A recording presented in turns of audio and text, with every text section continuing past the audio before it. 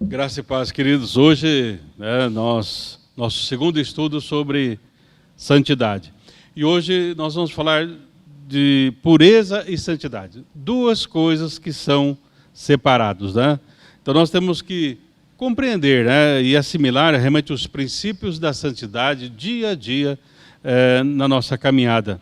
Mostrando realmente através das nossas ações, através do nosso caráter, através do nosso comportamento, através realmente dos valores e princípios que nós adotamos, que realmente nós estamos buscando nos apresentar diante de Deus como esse sacrifício vivo, santo e agradável a Ele, que nós estamos procurando realmente viver dentro da vontade de Deus, e a vontade de Deus é a nossa santificação, né? Professor, então hoje pureza e santidade, duas coisas, né, que são inseparáveis, né? Eu acho, pastor, que nós deveríamos aqui, como na semana passada a gente definiu o que é santidade, né? Quer dizer, que é uma vida separada para Deus, né? Sim, sim. E hoje nós vamos falar de pureza, que está fortemente ligada à santidade. Eu sempre penso assim, nós temos que ver o que as pessoas pensam do termo pureza, né? Então, hoje, quando nós falamos assim, olha, aquela criança é pura, né? Então, assim, Sim. ele tem uma certa conotação de genuidade. Eu entendo que esse pureza, no sentido bíblico, não é ingenuidade. Não, né? não. Mas eu entendo assim, eu estou vendo essa mesa aqui, né? E estou me lembrando agora, né, que a palavra sinceridade no latim é sincera, né? Porque Certo. às vezes a pessoa ia vender uma mesinha como essa aqui e tinha um buraquinho, passava uma cerinha ali, né? Isso. Então, quer dizer, o que seria uma mesa sincera, sem cera? Ela é íntegra, quer dizer, não tem mistura. Certo. É madeira sem mistura com cera. Então, a ideia para mim de puro, né? Eu trabalhei muito com bioquímica, com química, né? Então, para nós, lá na química, o que é uma substância pura? Ela não tem mistura. Certo. Nós comprávamos o laboratório de uma empresa americana chamada Sigma. Então, se o produto era Sigma, eu sabia que tinha um alto grau de pureza. Não era 100%, era 99,99%. Certo, né? certo. Então, a ideia de puro, que vem lá da química, talvez a gente possa transportar aqui. Né? É algo que não tem mistura. E eu entendo Sim. que pureza é não ter mistura com o pecado. Né? Certo. Então, esse é. Aliás, tem também aquela expressão, farinha integral. O que é uma farinha integral? Integral é uma farinha que não tem mistura com outras coisas que não é Certo. aquele tipo de farinha. Né? Com certeza. Então, sincero e integral estão ligados a puro, ou seja, não há mistura. No caso aqui, bíblico, eu vejo, não há mistura com o pecado, com as coisas do mundo. Certo. É isso, pastor? Não, com certeza. Tanto, né, professor, fazendo aqui mais uma propaganda, né, nós havíamos já estudado aí as bem-aventuranças, né? E nas bem-aventuranças nós temos lá bem-aventurados os limpos de coração, Isso. porque eles verão a Deus. Então, por isso que pureza e santidade estão juntas, né? Porque o objetivo tanto da pureza, da santificação, é vermos a Deus. E realmente ali, no grego, a palavra limpo tem a ideia de algo que não tem mistura nenhuma. É interessante, esses dias, comprando lá um produto lá, eu não me lembro se era um amendoim, eu não sei o que produto que era, não me lembro agora, mas é interessante, aí eu fui ler mais ou menos assim, o rótulo ali do negócio, aí falava assim, pode ter isso, pode ter aquilo outro, né? Quer dizer, talvez por ser uma empresa que trabalha com vários tipos de grãos, pode ter que ter algum resquício, né? Digamos, eles passaram pela máquina um amendoim, mas tinha passado, vou lá, um exemplo, um castanha do Pará, né? Então de repente pode ter um resquício de castanha do Pará lá, tal, e assim vai, né? Tal. A expressão ali, bem-aventurados os limpos de coração, que é sem mistura, então uma das coisas que nós temos que entender, professor, por exemplo, nesse pacote lá que eu comprei, tá, vinha misturas de outros grãos que não são nocivos, são próprios para consumo, né, tal. Mas eles alertam porque tem pessoas que podem ser alérgicas a alguns tipos daqueles produtos, que até uma poeirinha do produto pode causar isso, né, tal. O autor, né, que faz um comentário sobre essa questão da pureza, limpos de coração, ele diz assim, né, eu acho interessante, né, ele diz assim, por exemplo, se você, né, está num sítio, fazenda e tal, e aí então você tirou 1 litro de leite purinho ali, né, na hora ali, ordenhou a vaquinha, tirou o leitinho e tal. Só que esse leite, ele é um leite forte, ele é puro, né? Então o autor diz assim, vamos supor que a pessoa tenha uma ideia de pegar uma água mineral, a água melhor, Dom Perignon lá tal, e ele vai colocar 200 ml de água naquele leite. A água é boa, perfeita e tal, só que ele diz, aí há mistura. Então, uma das coisas do processo de santificação e da pureza é, cuidado, há caminhos que ao homem parece ser bom, mas o fim é morte. Qualquer mistura pode atrapalhar essa essência de Deus. Né? Tanto é, professor, que a gente poderia dizer assim, pureza é seguirmos o padrão de Deus, sem mistura nenhuma. Pastor, eu estava me lembrando aqui de um exemplo. A gente usa muito a expressão mel puro, né? Sim. É porque é muito comum alguns fabricantes pegam a sacarose, que é o Sim. açúcar, e derrete e mistura. Né? Uhum. Então, quando você fala mel puro, é aquele mel que é todo da abelha. Né? Certo. Então, eu fiquei imaginando o seguinte, vamos imaginar o seguinte, você tem uma mosca, né? Ela vai lá no mel, depois ela vai lá nas fezes. Quando ela vai nas fezes e coloca mel nas fezes, a qualidade das fezes não se altera. Não. Mas se ela volta agora suja de fezes para o mel, ela estraga o mel. Sim. E o mel que era puro se torna algo repugnante. Então eu entendo assim, as coisas de Deus seriam equivalente ao mel. E o mundo com o seu pecado, as fezes. Né? Então não dá para misturar. O mundo aceita você. Sim. Eu falo, pastor, eu vou num tal lugar. Eu falo, aquele lugar não é compatível. Né? Se eu for lá, eu não vou estragar o lugar. Mas se eu ir lá e voltar aqui, eu estou prejudicando a minha comunhão aqui. Então eu entendo que é muito importante nós mantermos a pureza, porque nós somos como o mel, e o mel não se mistura com as fezes. Certo. As fezes o Tanto pecado. é que Jesus ele usa essa expressão, né, professor, no sentido assim, que nós coamos o mosquito, mas engolimos um camelo. Tanto a mosca quanto o camelo, se a gente olhar para o Antigo Testamento, seriam... É um inseto e um animal, né? Mas vamos usar essa expressão, os dois são impuros. Isso. Então, muitas vezes nós cuidamos de uma coisa e esquecemos da outra. Quer dizer, nós estamos tomando cuidadinho com uma coisa aqui, de repente nós estamos engolindo um camelo. Quer dizer, nós estamos tentando seguir uma pureza segundo nossos padrões e não os padrões de Deus, e de repente nós trazemos uma impureza muito maior, um camelo, né, muito maior. Né?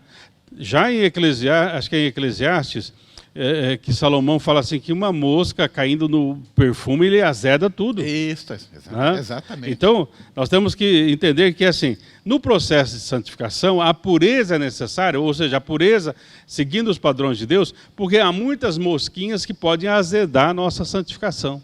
Exatamente. Pastor, novamente, como no domingo passado, a gente falou de santidade, a gente tem que ter um modelo. Então, Sim. qual que é o modelo de pureza? Né? Eu até anotei aqui, no meu material aqui, Isaías capítulo 6. Isaías capítulo 6, nós temos uma visão do trono. Certo. Começa assim lá no 6:1. No ano da morte do rei Uzias, eu vi o Senhor assentado num alto e sublime trono. Ele faz uma descrição. Sim, sim, Mas quando ele chega no versículo 5 dessa descrição, ele diz assim, Isaías: então disse eu, ai de mim, pois estou perdido, porque sou um homem de lábios impuros e habito no meio de um povo de impuros lábios. Os meus olhos viram o rei, o Senhor dos exércitos. Então, quer dizer, a pureza de Deus foi algo que marcou, e ele viu o contraste entre aquela pureza, né? Sim. E aquilo que ele era e aquilo que o povo ao redor dele era. Então, eu entendo assim que muitas vezes nós temos que ter um encontro muito forte com Deus para termos a percepção realmente daquilo que nós somos e até onde nós estamos atolados, né? Que foi o que Isaías viu aqui, né? Essa consciência, né? Ai de mim, né? Sim, porque assim, ele como um homem de Deus, um profeta, uma pessoa ligada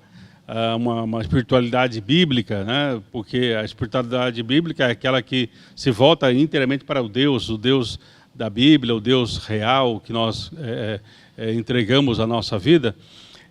E talvez assim, até Isaías pensou que ele estava já num padrão de santidade muito grande, né? Isso. E aí então ele percebeu que na convivência ali dele em relação a Deus, e depois ele vê o processo do mundo, ele fala assim, Senhor, eu preciso da tua ajuda. E tanto é aquilo que nós falamos na aula passada, essa transição, eu transito pelo reino de Deus, mas também convivo no reino dos homens. Né? E Isaías falou assim, eu preciso, Senhor, de uma ação do Senhor. E aí vem a ação do Senhor. Isso, né? Em sequência aí, né, professor? Aí recebe uma brasa viva lá, que é colocada, né? Isso, então, quer dizer, é aquilo que nós comentamos na aula passada, quer dizer, Deus como um fogo, como purificador, Ele traz esse fogo para a nossa vida, nos purificando, e aí então, nos capacitando para estar na presença dEle, porque se eu estou na presença do Senhor, andando com o Senhor, Enoque andou com Deus, mesmo numa geração perversa, mesmo numa geração má. Então, a possibilidade de nós andarmos com fé, santidade, com alegria, paz e tal, é possível, mesmo nós vivendo no mundo mal. Por quê? Porque nós temos o toque do Senhor, a brasa viva do Senhor, o trabalhar do Senhor nas nossas vidas, e passamos a buscar essa pureza. Então, pureza é um padrão de Deus. Não é, eu acho que para mim ser puro eu tenho que deixar disso, daquilo outro, coisa e tal. Por exemplo, né, professor, nós falamos na aula passada, né, em relação, muitas vezes a gente fica lá assistindo programas, né, e depois corremos para vir para a igreja. Né? Então eu falo assim, então eu vou me purificar agora, não vou mais assistir tal coisa. Aí não vou tomar mais tal refrigerante, aí não vou comer mais tal chocolate, enfim, né? Não, isso você pode fazer, né, para a sua própria saúde mental, espiritual e tal. Mas a pureza é você se deixar tocar por Deus, é você deixar Deus trabalhar na sua vida. A palavra, né, Paulo diz, Deus começou boa obra em nós e Ele é fiel para completar. Então, por que a gente fala isso? Né? Porque Paulo orientou ali os Gálatas, né, que eles começaram no Espírito e agora estavam terminando na carne. Então, eu posso sair do processo de pureza e santificação de Deus e começar um processo humano de pureza e santificação. É o que aconteceu com os religiosos. Os fariseus, principalmente, nos tempos de Jesus. Quer dizer, qual que é a diferença? Jesus até ele fala assim, quando você orar, entra no teu quarto, fecha a tua porta. Então, a pureza e santidade é para que Deus possa estar nos vendo. E a pureza e santidade vai ter um reflexo no nosso cotidiano, de não mentir, não fazer isso, como falamos na vez passada no livro de Efésios. Né? Só que muitas vezes, né, nós desenvolvemos uma religião ou religiosidade que ao invés de querer ser visto por Deus, nós queremos ser visto pelos homens, elogiado pelos homens e visto pelos da igreja. Como que ele é bom, como que ele é santo, como que ele é quietinho, mas a gente não conhece o coração da pessoa. Então nós colocamos certos estereótipos de santidade, mas Deus vê o coração. Deus vê o coração. Então pureza e santificação é um processo de Deus para que o nosso coração seja purificado, para que as nossas intenções sejam purificadas, e isso tenha um reflexo nos nossos relacionamentos. Pastor, na semana passada aqui, nós enfatizamos bastante, principalmente o senhor, a questão de termos uma santidade prática. Né? Agora, hoje aqui eu estou achando bacana, porque está sendo colocado aqui que é algo também que é muito relevante. Essa santidade prática não significa aparentar santidade. Não. Né? Nós conhecemos pessoas que são declaradamente, às vezes, ateus, e a pessoa é um exemplo de vida. Sim. Às vezes até melhor que a gente. Né? Sim, né? Em ética, em moral. Exatamente, mas o problema é que a motivação dele é orgulho. Eu tenho orgulho, né, de ser respeitado pela sociedade, pela pessoa idônea. Então, é muito importante. Não basta você ter uma vida de santidade, mas é preciso que isso tenha uma base no seu coração, porque uma vida de santidade sem um coração aquecido em brasa, né, pastor, é hipocrisia. Né? E os fariseus eram realmente assim, muito cuidadosos, muito obedientes. Né? Até lá, me chama a atenção Jesus na cruz sofrendo, e eles preocupados. Se o homem não morrer agora, vão ter que quebrar o sábado aqui. Né? Eles estavam preocupados. Né? Quer dizer, então, assim, eles eram extremamente obedientes. Aparentavam, mas como é que Jesus chamava a santidade deles? Sepulcro caiados. Sim. Bonitos por fora, podres por dentro. E nós temos que tomar esse cuidado, pastor. Porque, com certeza. Às vezes a gente, sem querer, né, a gente continua a repetir, né, todo aquele ritual. Isso, e daqui a pouquinho ficou só o costume. Né? Então, aparentar né, é algo muito perigoso. Por exemplo, né, uma das coisas, né, que a gente sempre trabalha, né, por exemplo, a Arca da Aliança, né? É interessante, né? Porque na Arca da Aliança ela ficou lá muito tempo afastado, né? Aí quando Davi vai a ideia de construir o tabernáculo, o templo e restaurar tudo, aí ele traz a arca para Jerusalém, né? Mas é interessante, né? O templo está em Jerusalém, mas a arca estava em outro lugar. Então, a pureza e santidade é trazer a arca de Deus para o nosso coração, que é o templo do Espírito Santo. Porque muitas vezes nós temos uma religiosidade, porque o que a arca de Deus simbolizava? A presença de Deus. Então, como que eles iriam fazer um templo em Jerusalém sem presença de Deus?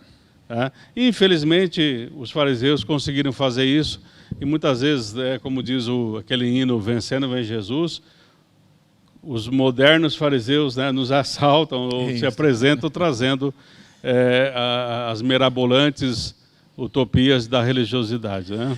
Quando eu comecei a ler a Bíblia, né, me tornei um cristão, eu vi os fariseus como uma seita exótica. Foi essa coisa lá dos tempos de Jesus. Sim, sim. Agora, hoje eu vejo o seguinte, a seita dos fariseus está entre nós, e se a gente não se cuidar, a gente entra para ela sem perceber, pastor. Então é preciso ter esse cuidado realmente, né? Viver aquilo, né, no coração. Né? Então a nossa santidade, ela vem de dentro para fora, ela se exterioriza, né, pastor? E ela tem que ser exteriorizada, senão também a gente pode acabar se tornando aquilo que chama de um agente secreto. Quer dizer, você está entre, às vezes, as pessoas ímpias, e você tem uma postura ali que eles não percebem que você é diferenciado. Pastor? Isso. Então, cuidado também para não ser agente secreto. Né? Então, a santidade, né, ela vai revelar essa pureza. E essa pureza, né, vai de encontro ao texto de Efésios que nós lemos. Mas também é uma ideia aqui que fala o seguinte, né, que quando nós nos movemos, né, na santidade e aí nesta pureza, nós passamos, professor, a ter forças interiores, e as forças interiores vão nos ajudar a lidar com as provações da vida. Com parceria do Espírito Santo. Sim. Porque aqui em Romanos 8:26, pastor, Sim.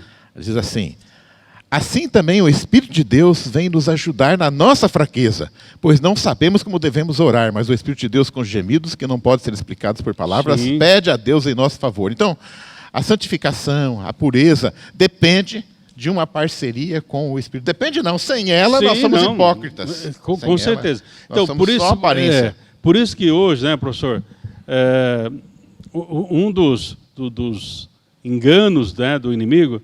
Porque, assim, se você observar em várias literaturas, né, por exemplo, tem um autor que escreveu, chama Inteligência Espiritual. É o título de um livro, né?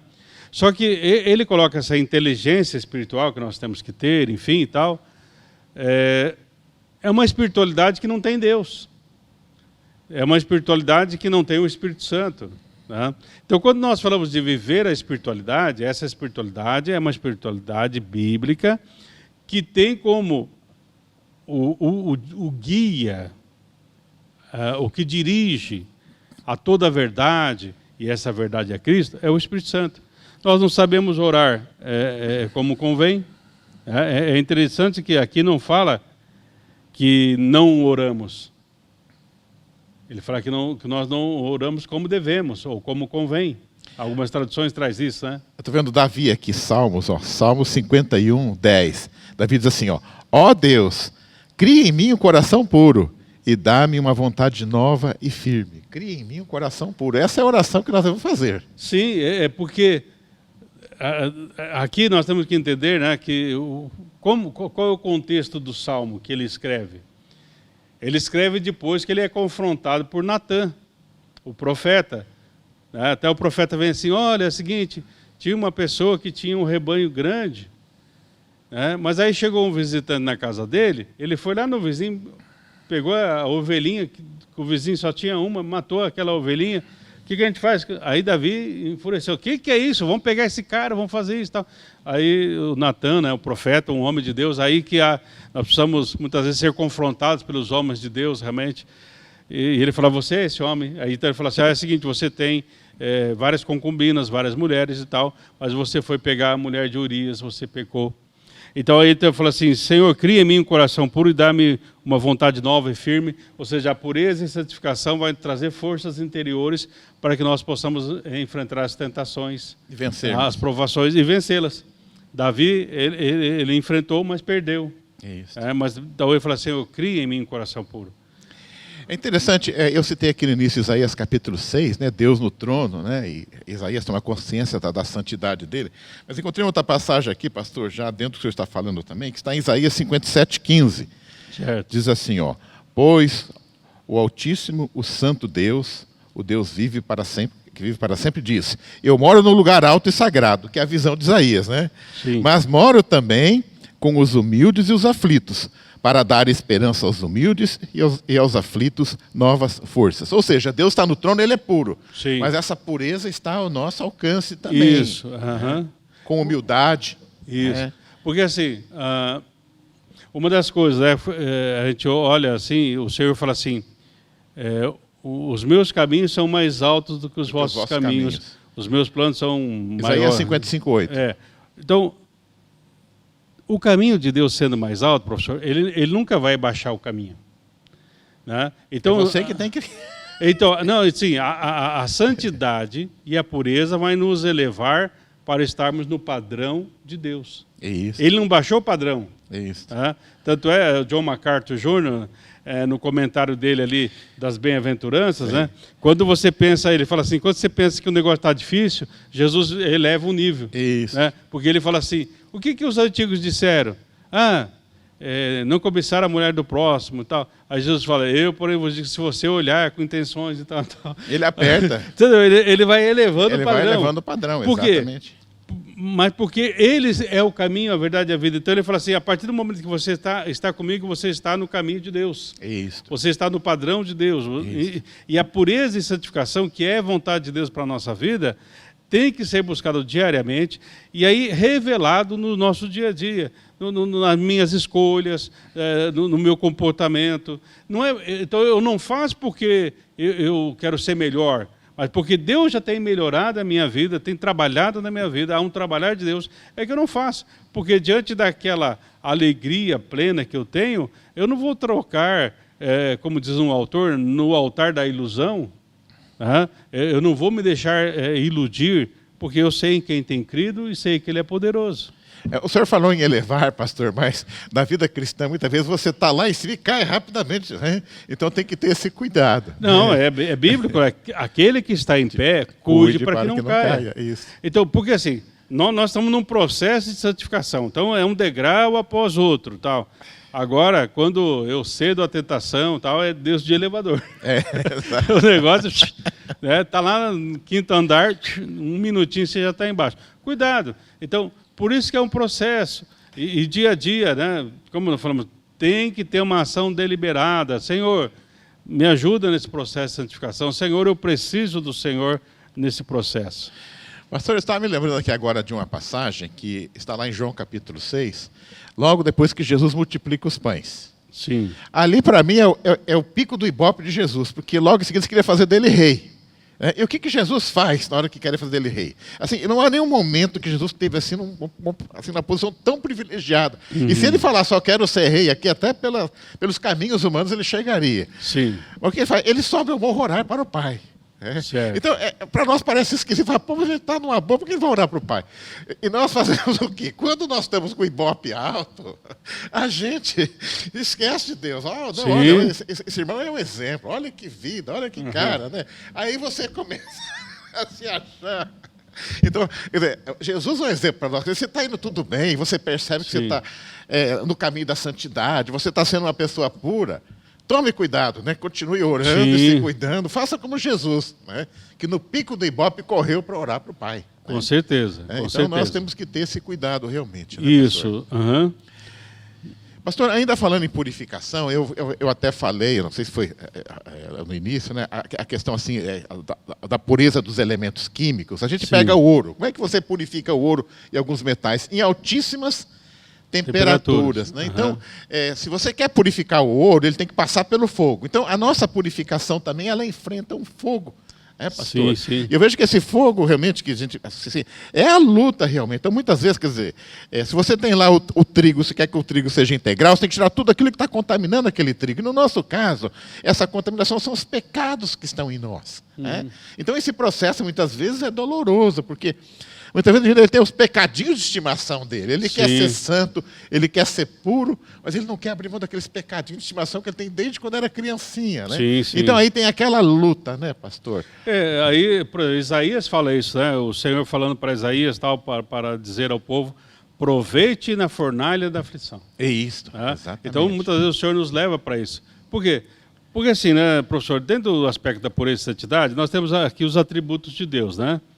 Então, uma das coisas assim que a gente vê, por exemplo, a gente usa essa expressão, questão natural, né? Mas é um atributo de Deus, por exemplo, onisciência, onipresença, onipotência, eternidade e imutabilidade. Isso são coisas relacionadas a Deus. Então, na pureza e santidade, eu estarei tratando com Deus que tem esse caráter. E aí, então, entra um aspecto moral. Por que a gente coloca a questão do aspecto moral? Porque, assim, hoje nós temos uma ideia do politicamente correto. E muitas vezes, dentro do politicamente correto, nós esquecemos dos princípios de ética e moral. E principalmente da questão da moral em relação a Deus.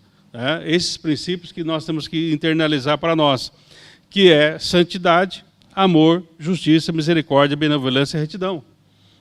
Então, muitas vezes, eu indo para só pelo politicamente correto, sem uma ética e moral de Deus, eu posso cair num erro e ser... isso pode se tornar essa mosquinha que vai azedar o bom perfume que Cristo tem colocado em nossas vidas. Né? Pastor, eu vejo que é uma caminhada, é uma luta. E na semana passada eu me lembro que eu citei aqui Romanos 7,15, o bem, que eu quero fazer eu não faço, o mal, que eu não quero fazer eu faço.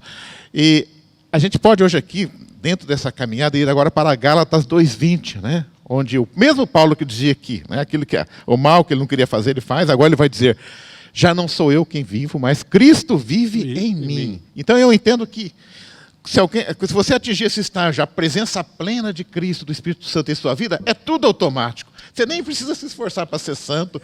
Há um trabalho, o trabalhar de Deus vai ser constante. Vai ser constante. Então, se torna uma coisa espontânea. Né? Então, eu vejo, pureza e santidade é algo que nós devemos alcançar, mas de uma forma espontânea. Ou seja, a luta é para alcançar a comunhão com Deus, é estar na presença de Deus, é estar cheio do Espírito Santo. A partir daí, você, né, é um caminhar espontâneo. Com certeza. Então, uma vida de santidade, uma vida de pureza, é fruto de um coração cheio da presença de Deus. Isso.